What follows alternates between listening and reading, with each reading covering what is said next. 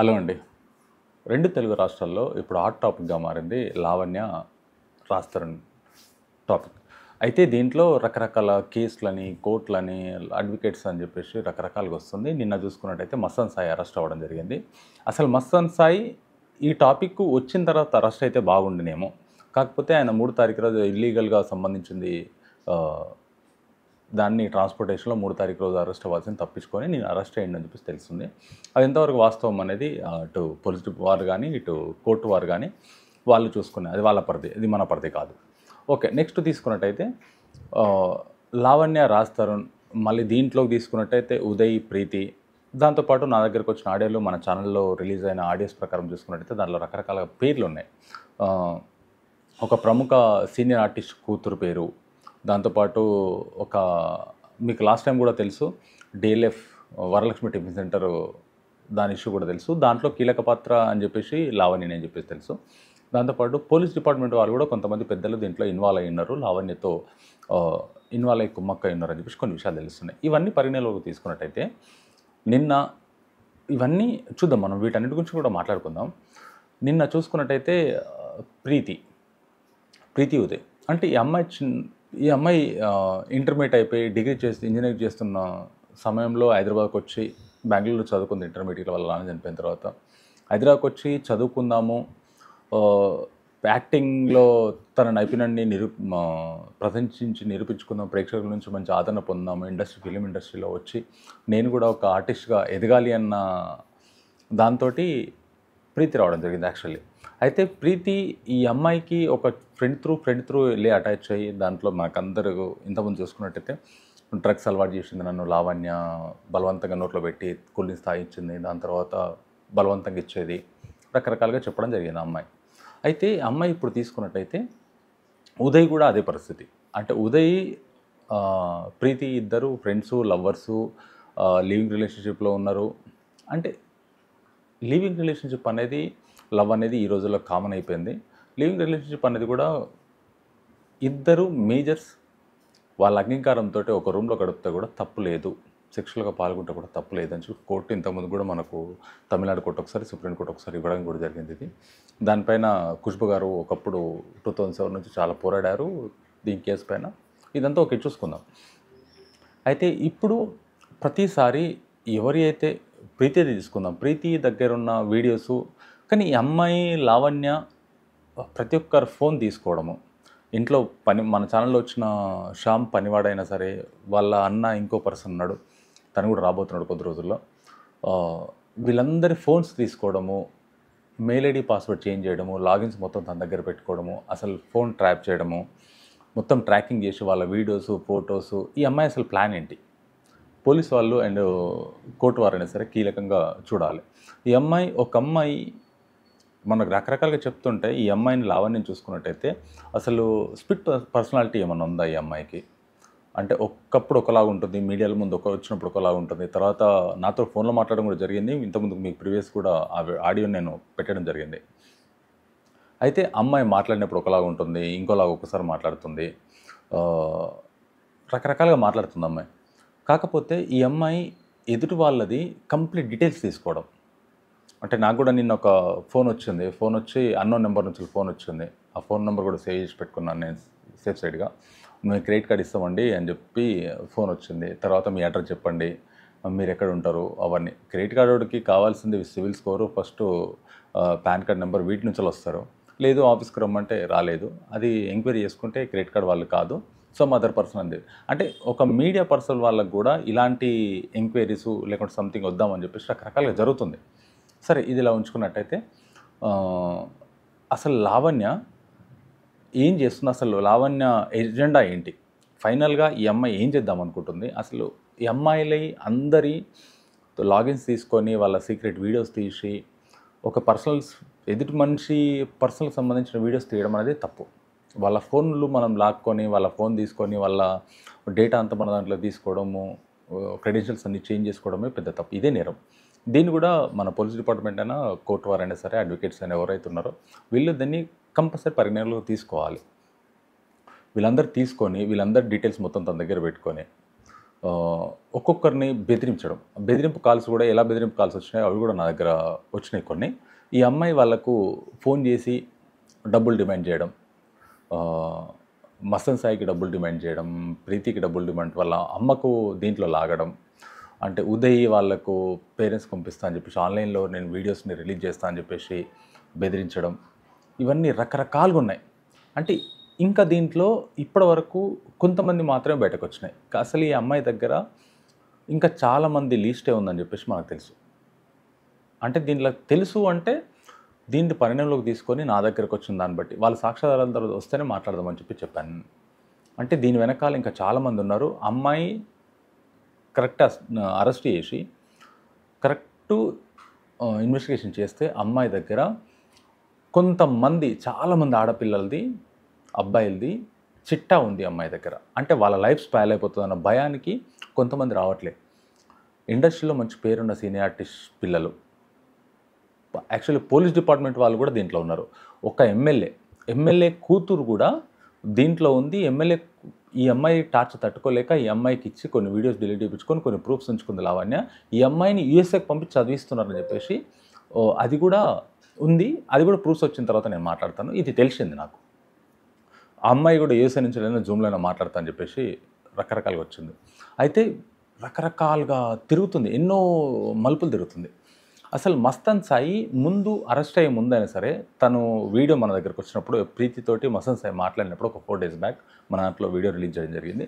ఆ వీడియో మాట్లాడిన తర్వాత అయినా సరే ఆ సాక్ష్యాధారాలన్నీ కోర్టులో కానీ లేకుంటే లాయర్ కానీ మొత్తం సబ్మిట్ చేయాల్సింది. కానీ ఇప్పుడు వాళ్ళ నాన్న కూడా మాట్లాడి నా దగ్గర ప్రూఫ్స్ మొత్తం ఉన్నాయి, అవన్నీ సబ్మిట్ చేస్తాను. ఇది ప్రూఫ్స్ మొత్తం నేను తీసుకొచ్చినట్టయితే లావణ్య 100% జైలుకి వెళ్ళడం కన్ఫర్మ్.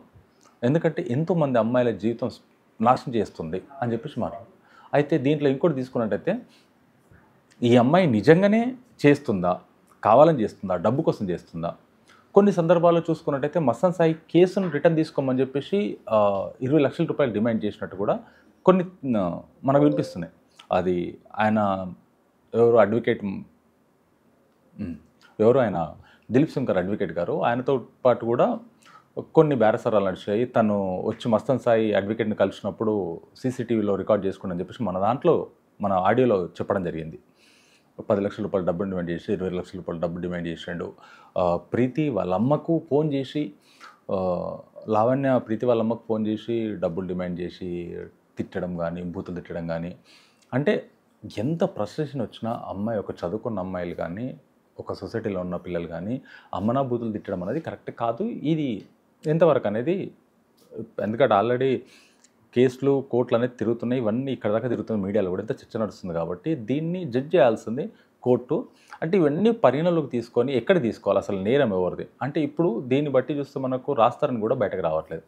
రాస్తారని ఇష్యూ తీసుకున్నట్టయితే మీ అందరికి తెలుసు, వాళ్ళు ముందు తన వైజాగ్ నుంచి వచ్చి ఈ అమ్మాయి ఆశ్రయం ఇచ్చి కలిసి ఉండి లివింగ్ రిలేషన్షిప్ నుండి నేను ప్రెగ్నెంట్ అయిన అమ్మాయి చెప్పడము, ప్రెగ్నెంట్ కాలేదని తను చెప్పడము, అబార్షన్ అయిందని తిని చెప్పడం, అబార్షన్ కాలేదు అవన్నీ ట్రాష్, దానికి మెడికల్ సర్టిఫికేట్స్ ఉంటే చెప్పండి.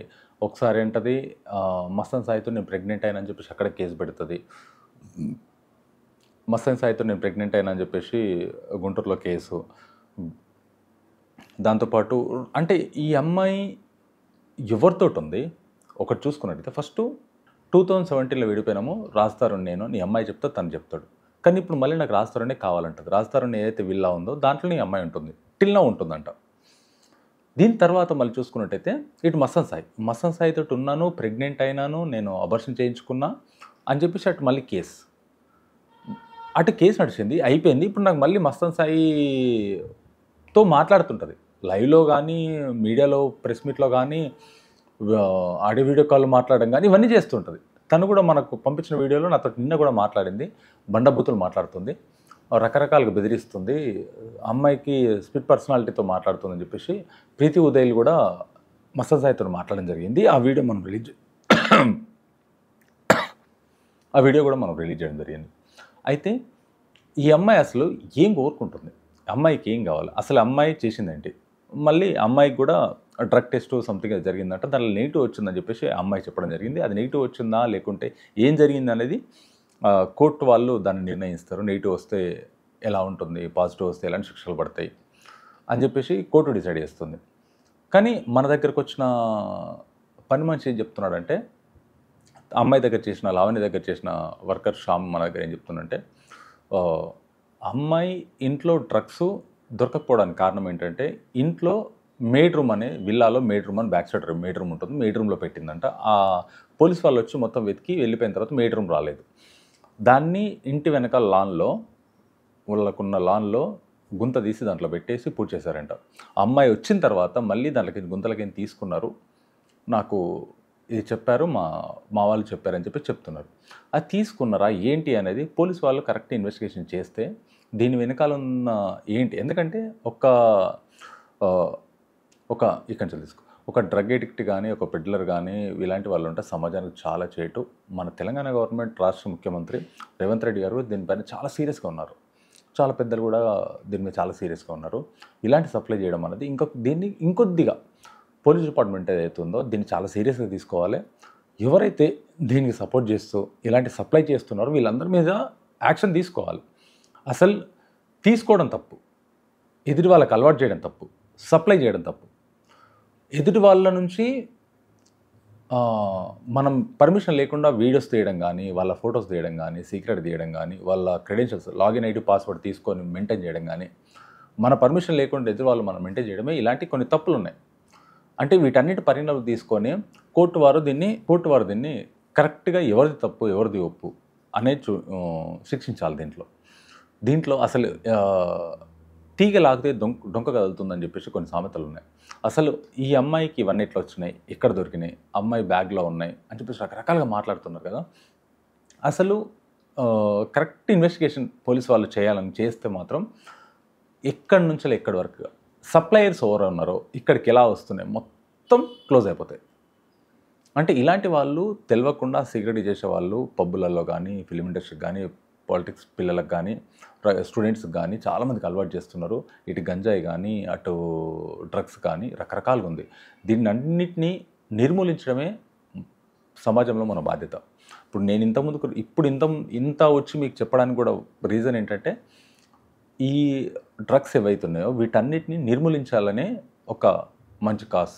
దీనికి అనేది కరెక్ట్ కాదు. పిల్లలకు కూడా మీరు పేరెంట్స్ అయినా సరే మీ పిల్లలకి చాలా జాగ్రత్తగా ఉండండి. పేరెంట్స్ కూడా పిల్లలకు ఏం చేస్తున్నారు, ఏం చేయట్లేదు, హాస్టల్లో వస్తే ఏం చేస్తున్నారు, బ్యాచిలర్ రూమ్లో ఉండి ఏం చేస్తున్నారు, ప్రతిదీ మీరు ఎడ్యుకేషన్కు హయ్యర్ స్టడీస్ కోసం మనం బయటకు పంపించి పిల్లలు ఇలాంటిది ఎడిక్ట్ అవ్వడము, వాళ్ళ లైఫ్ స్పాయిల్ అయిపోవడము, రేపు పొద్దున మళ్ళీ మీరే బాధపడము, రిహాబిలిటేషన్ సెంటర్కి పోవడము, ఇదంతా ఉల్టా డబ్బులు ఖర్చు. పేరెంట్స్ దగ్గరనే ఉంచుకొని వాళ్ళ కరెక్ట్ ఎడ్యుకేషన్ ఇచ్చి వాళ్ళ గైడెన్స్లో ఇచ్చి వీలైతే జాబు లేకుంటే బిజినెస్ ఎనీథింగ్ మీ పిల్లలు ఏదైతే అనుకున్నారో దాన్ని తగ్గట్టు చేయండి. ఎందుకంటే ఈరోజు ఇలాంటి వాళ్ళు సమాజంలో అది టీనేజ్ వయసు, కరెక్ట్ ఇంటర్మీడియట్ నుంచి డిగ్రీ వరకే పిల్లలు చెడిపోయేది. 10th వరకు పేరెంట్స్ దగ్గర ఉంటారు. ఇంటర్మీడియట్ నుంచి బయటకు వెళ్ళి మాకు స్వతంత్రం వచ్చింది, పిల్లలకు రెక్కలు వచ్చినాయనే ఫీలింగ్లో ఉంటారు. అందరికీ తెలిసిన విషయమే. ఈ 5-6 సంవత్సరాలు కరెక్ట్ పిల్లల్ని మీరు కంట్రోల్లో పెట్టుకుంటే ఇలాంటి వాటికి ఎడిక్ట్ అయ్యే ఆప్షన్ ఉండదు. డిగ్రీ అయిపోయింది, ఇంజనీరింగ్ అయిపోయింది, పీజీ స్థాయికి వచ్చారంటే వాళ్ళ మెచ్యూర్ మైండ్ వాళ్ళకి వస్తుంది. దేనికి ఎడిక్ట్ అవ్వకూడదు కానీ ఏది అలవాటు చేసుకోవాలి, ఏది అలవాటు చేసుకోవద్దు. అంటే నా పిల్లలు ఎలాంటి వాళ్ళతో తిరుగుతున్నారు, వాళ్ళు ఏం చేస్తున్నారు అని చెప్పేసి పేరెంట్స్ వాళ్ళ ఇప్పుడు 4 ఫ్రెండ్స్ ఉన్నారు, 4 పేరెంట్స్ వాళ్ళ కాంటాక్ట్లో ఉండాలి.